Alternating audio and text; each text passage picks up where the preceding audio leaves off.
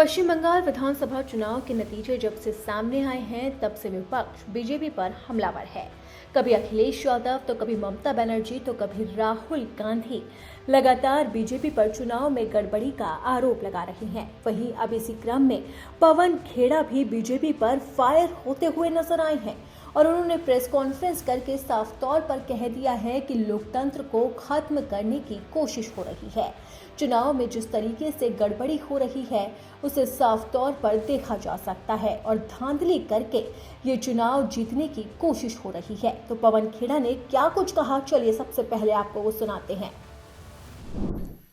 जिस दौर से हम लोग, हमारा देश, हमारा लोकतंत्र आज गुजर रहा है और जो एक भयानक खेल चल रहा है, पूरे लोकतंत्र को कैप्चर करने का, हाईजैक करने का, उस खेल को हमारे नेता राहुल गांधी जी, खरगे साहब, वेणुगोपाल जी, प्रियंका जी, जयराम रमेश जी, तमाम नेता हमारे, हम सब बार बार आपके सामने लेकर आते हैं। और इसलिए नहीं लाते कि साहब कुछ राज्यों में हम जीते, कुछ राज्यों में हम हारे। लगातार ये सवाल भी आते हैं, उस पर भी जवाब दूंगा मैं आपको। 2024 में मुझे याद है, मैं और जयराम रमेश जी इसी मंच पर बैठे थे, हरियाणा का चुनाव का नतीजा आया था, तब भी हमने कुछ इंगित किया था। उसके बाद राहुल जी ने एक बहुत विस्तृत प्रेस वार्ता की हरियाणा के वोट चोरी के विषय में।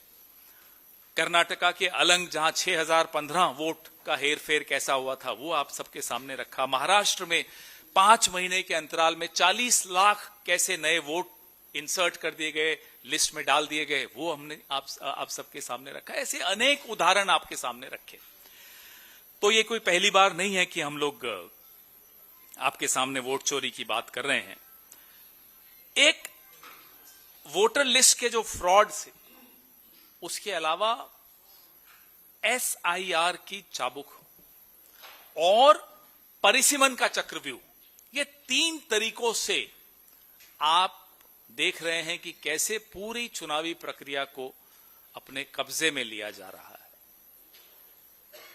ये इस देश में और हमारे जैसे लोकतंत्र के इतिहास में, अगल बगल के देशों का मैं नहीं उदाहरण लेना चाहता, मैं नहीं चाहता भारत की तुलना हमारे अड़ोस पड़ोस के देशों से करूं, लेकिन ये कहीं देखने को नहीं मिलता जहां भी एक परिपक्व और स्वस्थ लोकतंत्र है। हमारे देश में एक परिपक्व और स्वस्थ लोकतंत्र रहा है, उसमें इस तरह का 3 तरफा हमला,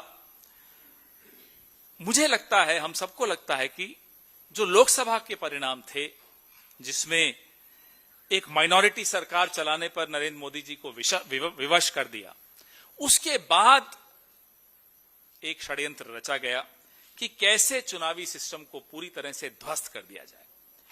ऐसा नहीं है कि हम इन 5 राज्यों के चुनावों के बाद ऐसी बात कर रहे हैं। जैसा कि मैंने आपको कहा, कई लोग कल से पूछ रहे हैं, अरे साहब केरला में तो आप नहीं बोलते वोट चोरी हुई है, SIR हुआ, तमिलनाडु में नहीं बोलते। तो साहब ध्यान से कान खोलकर आप लोग सब सुन लीजिए, आपके माध्यम से कह रहा हूं।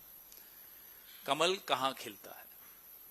कमल खिलाने से पहले कीचड़ फैलाना पड़ता है। जहां जहां कीचड़ फैलाया, वहां वहां कमल खिला। अब पवन खेड़ा के आरोपों से ये साफ तौर पर जाहिर हो रहा है कि पश्चिम बंगाल से लेकर असम और पुडुचेरी में बीजेपी की जीत ने विपक्ष को हैरान कर दिया है और यही वजह है कि अब लगातार आरोप प्रत्यारोप की राजनीति का दौर तेज हो गया है। तो अब देखना होगा कि पवन खेड़ा के इन आरोपों पर बीजेपी क्या जवाब देती है।